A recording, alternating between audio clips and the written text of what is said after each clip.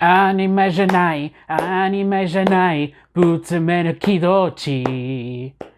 アニメじゃない、アニメじゃない、ことのことさ。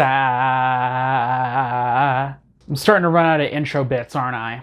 I think I've inundated you guys with too much tech-specific videos the past couple days, so I'm gonna try something different and do anime.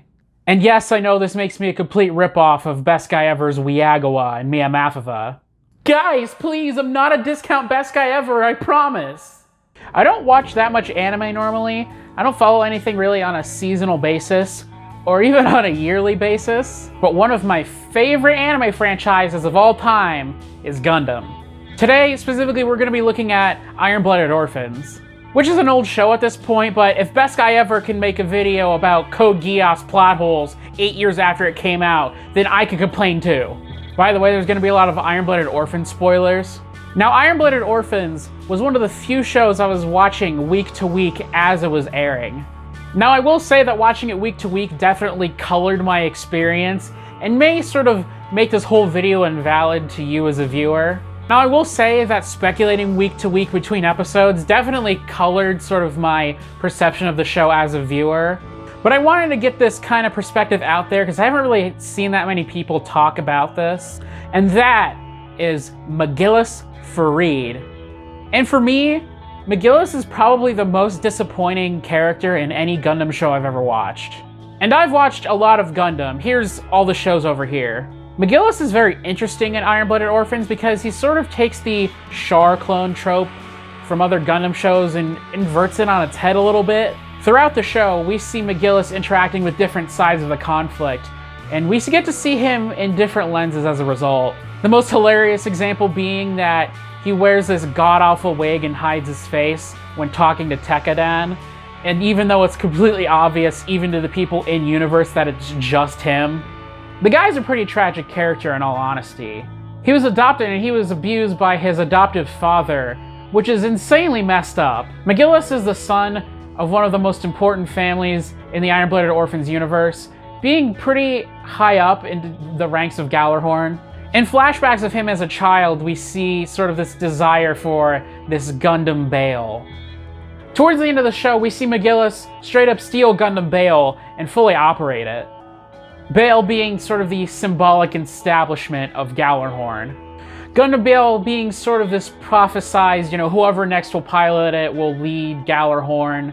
After he steals Bale, when he's working with Tekadan, he refers a lot to having a sort of ace up his sleeve that could defeat Rustle, despite being severely outnumbered. He keeps talking about it and talking about it and talking about it and is so sure that he has this ace in the hole that I was assuming that this was gonna go somewhere. At the time, I remember a lot of people speculating sort of the true intentions of Gjallarhorn and, their rise to power with the Gundams. And what was the truth behind that? What caused all this stuff to happen in Iron-Blooded Orphans was this thing called a Calamity War that happened a very long time ago.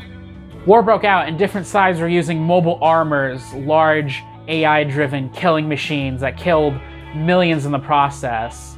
Gjallarhorn having to step in and use its Gundams to defeat the mobile armors, and then gaining power after that.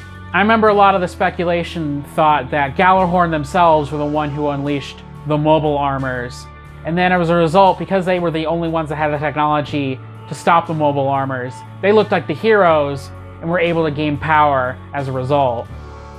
There was also some hints of specialness to the abilities of Bale, considering it's the first Gundam ever made. Maybe this is just my imagination running wild, but my assumption was McGillis was going to activate a bunch of mobile armors and use it against Gjallarhorn. Or maybe Bale is just that good in combat and has some ability that nobody has a real counter to. McGillis has all this big talk, but in the end, it just turns out to be nothing. I appreciate sort of the narrative subversion of that, but I really wish that it had paid off in some way. It's just kind of weirdly glossed over that he doesn't really have anything. I get that he was so infatuated with sort of his own myth and creating his own legend that he believes the impossible and wants the impossible to happen in order for him to win. I mean, his death is fine. Maybe it's just me, and maybe I'm overemphasizing, you know, maybe these one-off lines. McGillis is very disappointing to me because he has a lot of interesting sort of interactions and character relationships, and his ego ultimately got him, but it just feels like the delivery in the end is very messy. I mean, they totally could have had a part of a scene where it's like, oh wait, I thought I had an ace in the hole, oh crap, I'm screwed moment. Why this is important to the overall show narrative is because even though he didn't have a plan, but the fact that the narrative itself didn't, you know, comment on the fact that he didn't have a plan or an ace in the hole, it really made the ending feel more hollow. I mean, then the rest of the ending, you have sort of a lot of completed character arcs, you know, Mikazuki dying, Orga dying, a lot of Tekadon dying, a lot of them escaping, the government reforming. I just don't get how, you know, this detail deliberately put in just seems to be entirely skipped over when everything else is wrapped up pretty well. But Iron-Blooded Orphans is still a really good show, and I highly recommend watching it. Anyways, guys, that's the video, and I'll see you tomorrow.